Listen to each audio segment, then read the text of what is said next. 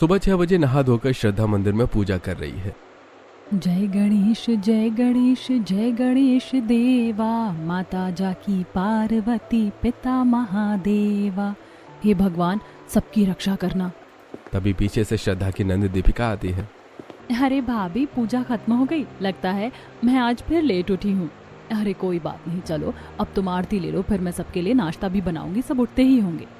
अब कुछ देर बाद बात करके सभी सदस्य जाकर डाइनिंग टेबल पर बैठते हैं। दूसरी तरफ श्रद्धा सबके लिए पूरी, आलू की सब्जी, छोले, मीठे में हलवा बना रही होती है। डाइनिंग टेबल से किशोर, भाभी नाश्ता दे दीजिए, मुझे बहुत तेज भूख लग रही है। जी बस अभी लाई, थोड़ी देर और रुकिए, बस पूरियां छनने वाली हैं। अब 10 से 20 मिनट बाद श्रद्धा अपने पूरे परिवार का खाना डाइनिंग टेबल पर रखती है। सभी लोग खाना खाते हैं। अरे वाह भाभी, ये गरम गरम पूरी और आलू की सब्जी कितनी स्वादिष्ट बनाई है आपने। हाँ भाभी, खाना तो बहुत जबरदस्त बना है। अरे खाना क्या, मेरी बहू सब कुछ ही अच्छा करती है। हाँ ये तो है, हमारी बहू सबसे समझदार और संस्कारी है।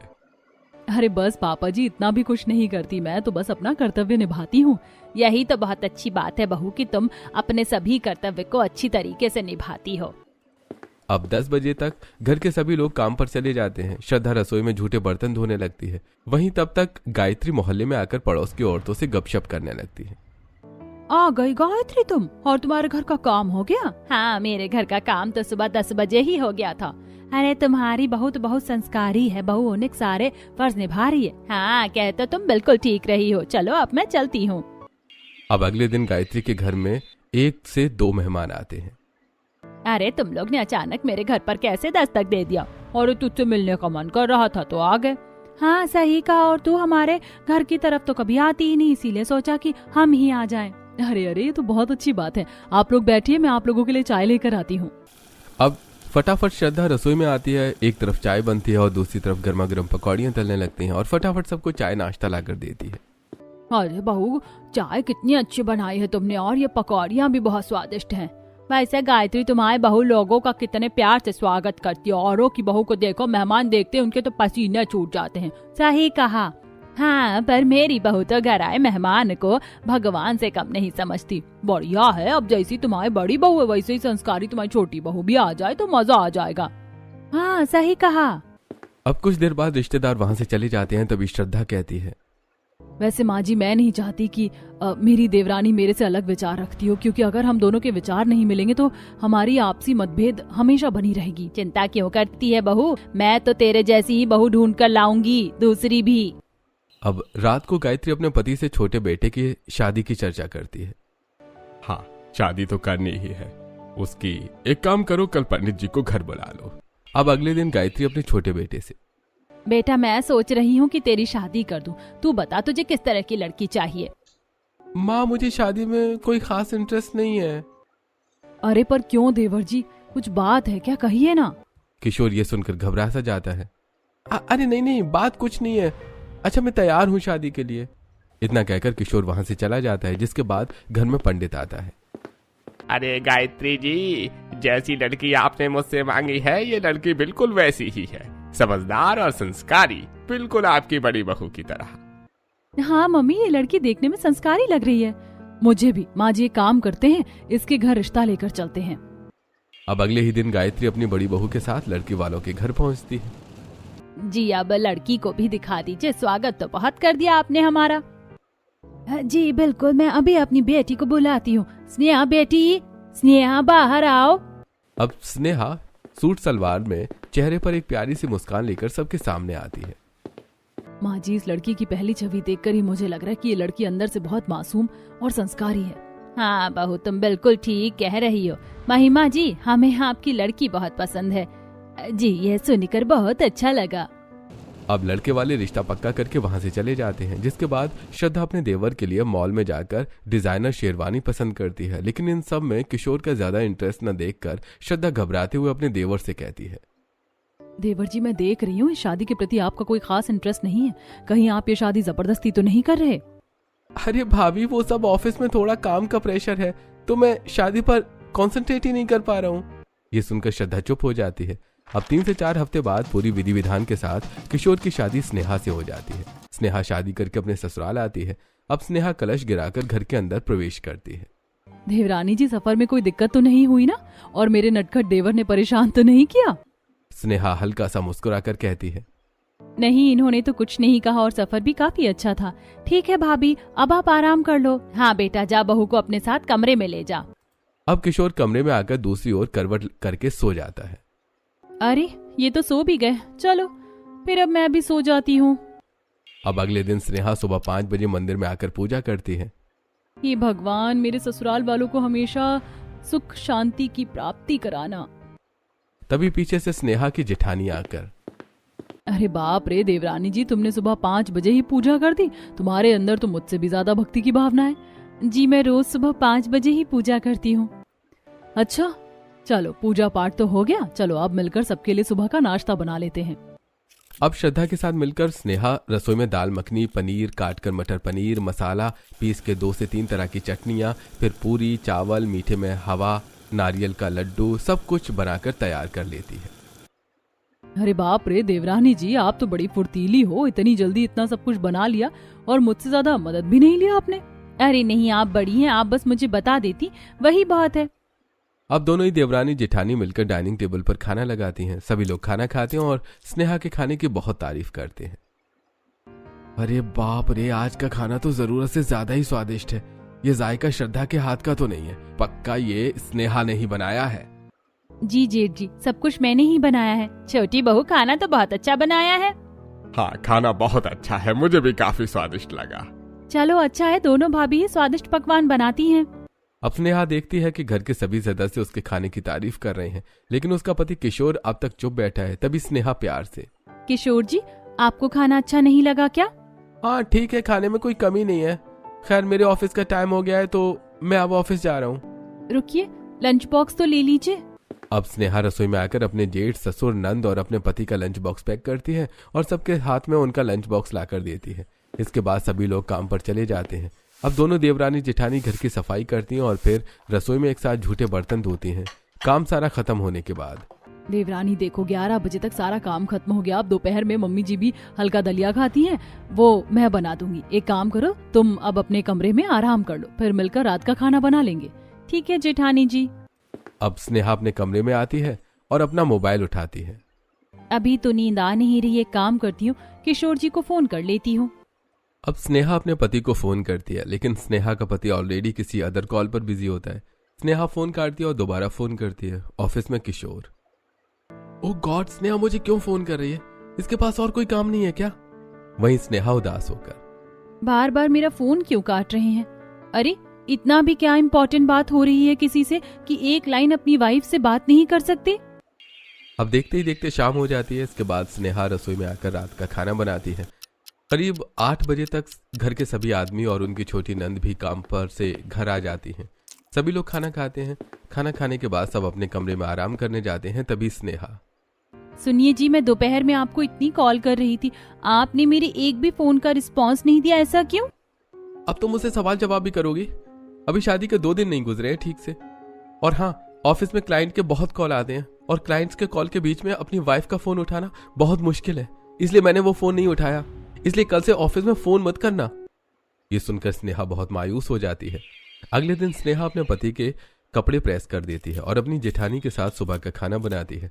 सभी लोग खाना खाते हैं, उसके बाद ऑफिस चले जाते हैं। तभी गायत्री, बहू मेरे पैरों में ना बहुत दर्द हो रहा है, थोड़ा मालिश कर दो। स्नेहा एक काम करो, माँ जी की मालिश तुम कर दो, मैं रसोई के जूठे बर्तन धो देती हूँ।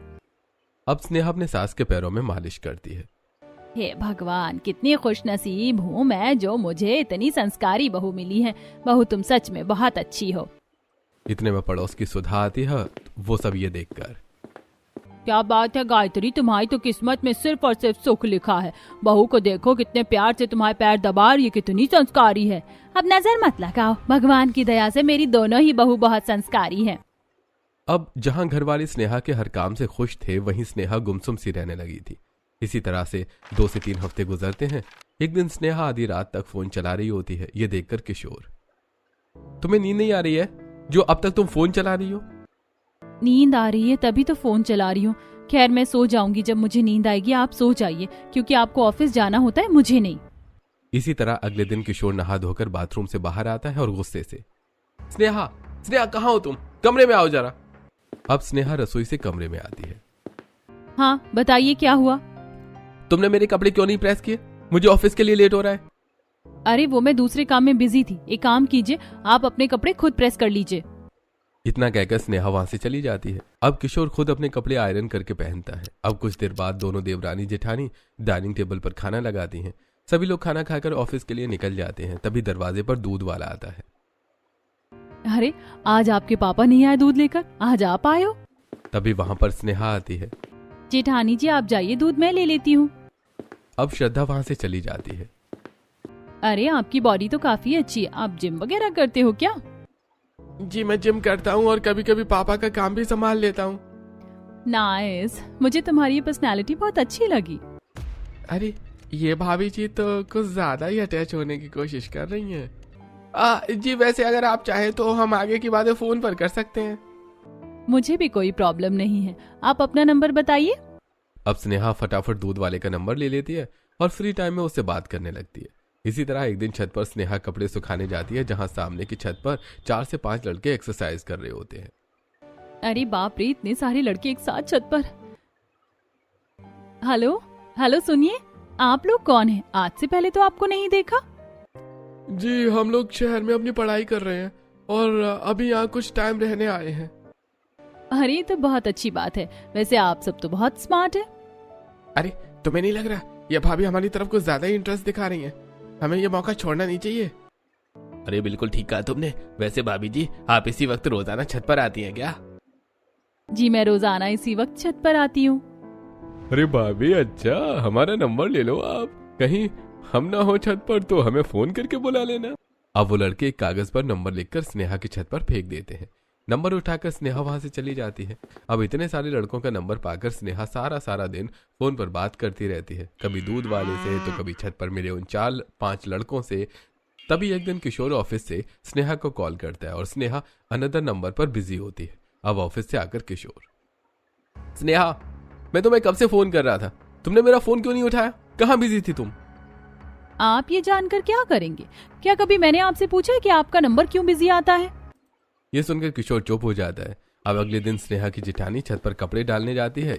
ये देखकर स्नेहा, अरे जेठानी जी आप क्यों जा रही हैं छत पर? मैं चली जाती हूँ। लाइए ना ये बाल्टी मुझे दीजिए। अब फटाफट बाल्टी लेकर स्नेहा छत पर चली जाती है और छत पर खड़े मोहल्ले के लड़कों के साथ इशारेबाजी करना शुरू कर देती है। अरे तुम सब आ गए? अरे भाभी आपके लिए तो हम सारा दिन छत पर ही रहते हैं। स्नेहा बिंदास फ्लर्ट कर रही होती है, तभी पीछे से श्रद्धा आती है। अरे स्नेहा जरा इन कपड़ों को भी सुखा दो, इनमें धूप नहीं लगी है ठीक से। अब अपनी जेठानी की आवाज सुनकर स्नेहा फटाफट सिर पर घूंघट कर लेती है। वहीं श्रद्धा देखती है कि आसपास के मोहल्ले के लड़के छत पर खड़े हैं, जो स्नेहा को अजीबोगरीब इशारे करते हुए घूर रहे हैं। अरे देवरानी जी आपको दिखाई नहीं दे रहा? छत पर इतने सारे लड़के हैं जो आपको घूर रहे हैं और शायद कुछ कमेंट भी पास कर रहे हैं। क्या कहा जेठानी जी? मैंने तो घूंघट कर रखा है, मुझे तो कुछ नहीं दिखाई दे रहा। खैर चलिए, कपड़े सुखा दिए, अब नीचे चलते हैं। अब शाम को श्रद्धा अपनी देवरानी से कहती है, देवरानी जी चलिए बाजार से सब्जियां ले आते हैं, सब्जियां खत्म हो गई हैं। हाँ जाओ, दोनों देवरानी जेठानी मिलकर सब्जी ले आओ। अरे बाजार सिर्फ मैं चली जाती हूँ माँ जी, एक ही काम के लिए 2-2 जने क्यों जाएंगे? ठीक है।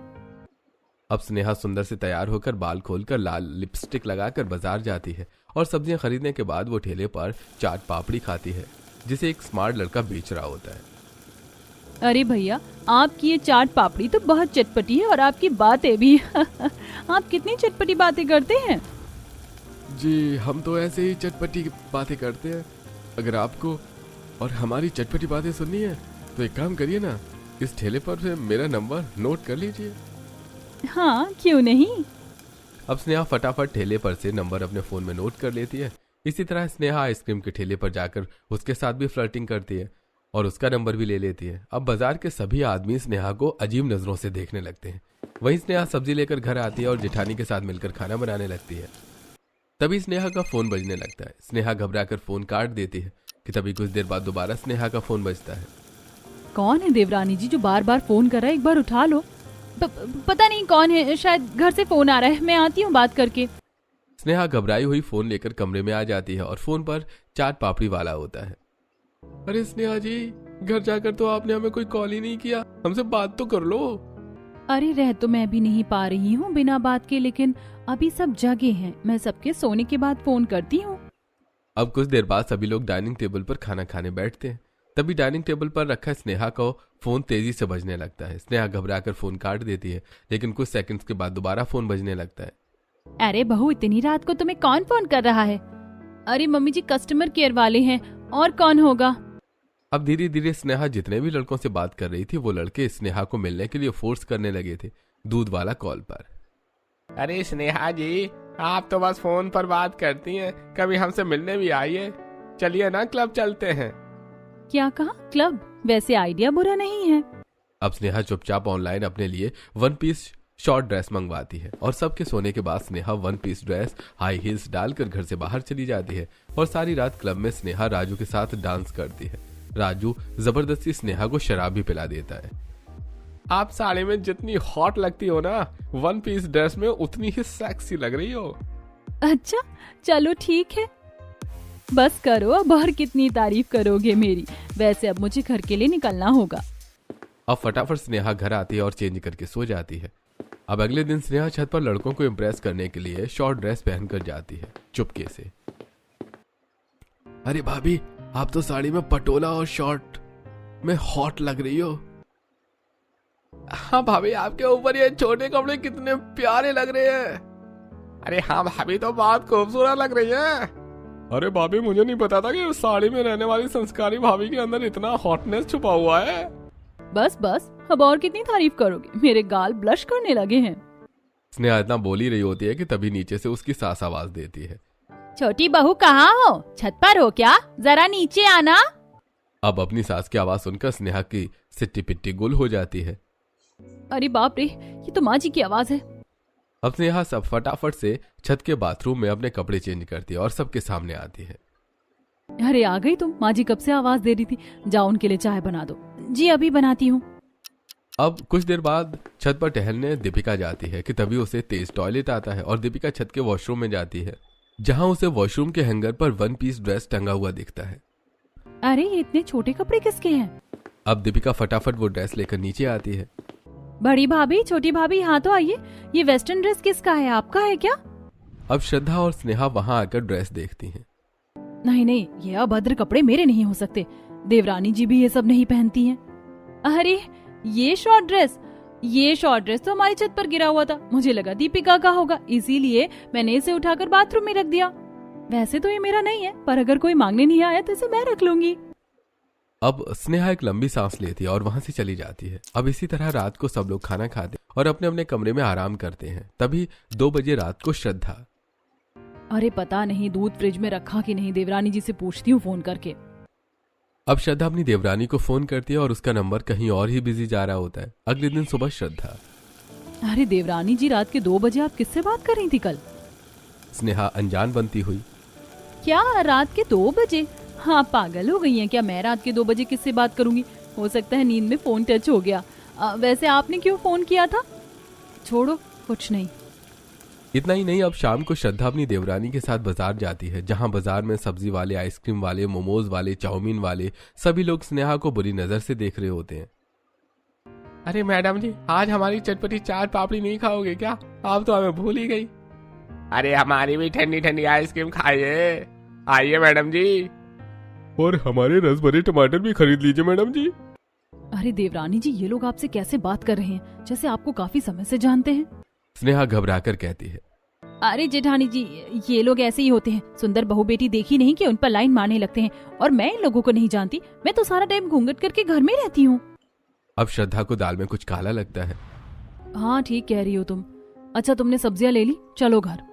इसी तरह कुछ हफ्ते गुजरते हैं और एक दिन स्नेहा एक लड़के से बात करते हुए, अच्छा होटल में आना है? ठीक है आ जाऊंगी, पर मुझे एक्सपेंसिव गिफ्ट चाहिए, दोगे ना?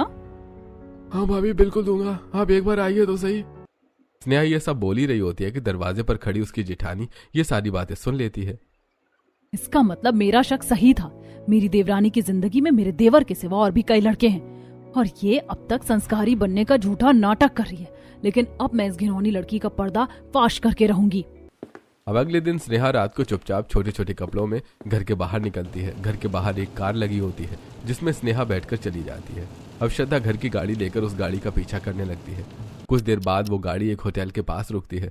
स्नेहा वैभव के साथ होटल के अंदर चली जाती है। तभी पीछे से श्रद्धा जाती है और रिसेप्शनिस्ट से बात करती है। सुनिए, अभी जो ये लड़की गई है वो किस रूम में गई है, आप प्लीज मुझे बता दीजिए, मेरे लिए जानना बहुत जरूरी है। रिसेप्शनिस्ट को श्रद्धा काफी परेशान लगती है और वो उसे सब बता देती है। अब श्रद्धा भागकर उस कमरे के पास आती है और छोटे से छेद से अंदर देखती है जहां स्नेहा एक लड़के की बाहों में होती है।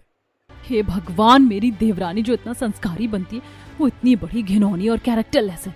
ये बात मैं सबको बता दूंगी। अब स्नेहा घर के सभी सदस्यों को फोन कर दिया। सभी सदस्य फौरन उस होटल में पहुंचते हैं। किशोर कमरे का दरवाजा खटखटाता है। वैभव दरवाजा खोलता है जहां पर स्नेहा के ससुराल वाले खड़े होते हैं। छोटी बहू, तुम एक गैर मर्द के साथ इस कमरे में अकेले क्या कर रही हो? छी, मुझे शर्म आती है कि तुम जैसी घिनौनी लड़की मेरे घर की बहू है। जिसे मैं संस्कारी समझती थी वो एक चरित्रहीन है। मुझे तो विश्वास नहीं हो रहा। नहीं, ऐसा नहीं हो सकता। स्नेहा बहू ऐसी तो नहीं थी। ये घिनौनी लड़की हम लोगों के साथ संस्कारी बनने का नाटक कर रही थी। मैं अभी पुलिस बुलाती हूँ। पुलिस का नाम सुनकर स्नेहा के साथ आया हुआ लड़का भाग जाता है। तभी स्नेहा कहती है, माँ जी, मेरे चरित्र पर उंगलियां उठाने से पहले आप अपने बेटे का गिरेबान झांक कर देखिए। और रही बात पुलिस कंप्लेन करने की, तो अगर ये पुलिस कंप्लेन मैंने की होती ना, तो अभी तक आपका बेटा जेल में चक्की पीस रहा होता। कहना क्या चाहती हो तुम? मेरा बेटा चरित्रहीन है? अरे खींच के थप्पड़ मारूंगी मैं तुम्हारे गाल पर अगर मेरे बेटे के ऊपर झूठा आरोप लगाया तो। मेरा बेटा दूध का धुला हुआ है। माँ जी, मुझे भी यही लगता था और यही सब सोचकर मैंने इनसे शादी भी की थी। लेकिन मेरे आत्मसम्मान को ठेस उस दिन पहुंची जब मैंने अपने कानों से उस रात इन्हें ये सब कहते सुना। अरे अदिति, तुम टेंशन मत लो। मैं तुम्हारे और अपने बीच कभी उस लड़की को नहीं आने दूंगा। तुम्हारा और मेरा रिश्ता 8 साल का है, जिस रिश्ते से हम लोगों के बीच सब कुछ हुआ है। और वो सब कुछ मैं सिर्फ तुम्हारे साथ ही रखना चाहता हूँ और किसी के साथ नहीं। उसका क्या है, वो बस इस घर की बहू है और कुछ नहीं।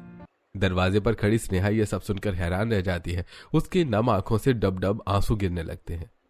हे भगवान, मेरे पति की जिंदगी में कोई दूसरी लड़की है और ये मुझे धोखा दे रहे। अब समझ में आया कि ये मेरे फोन कॉल्स क्यों नहीं उठाते, मुझे कहीं बाहर क्यों नहीं ले जाते।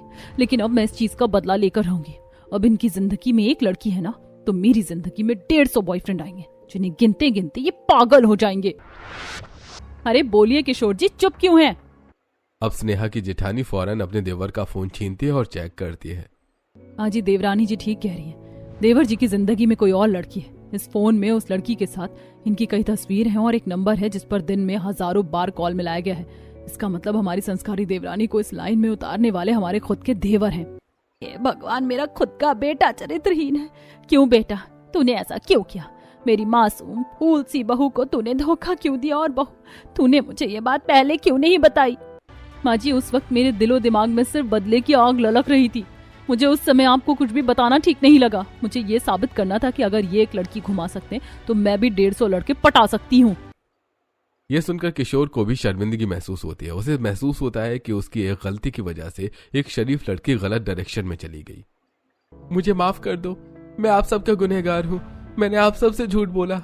अगर मैंने पहले दिन ये सच बता दिया होता तो एक शरीफ घर की लड़की गलत डायरेक्शन में कभी नहीं जाती। पर मैं हाथ जोड़ता हूँ, अब मैं उस लड़की से कभी बात नहीं करूंगा। अब सिर्फ और सिर्फ तुम ही मेरी धर्मपत्नी हो।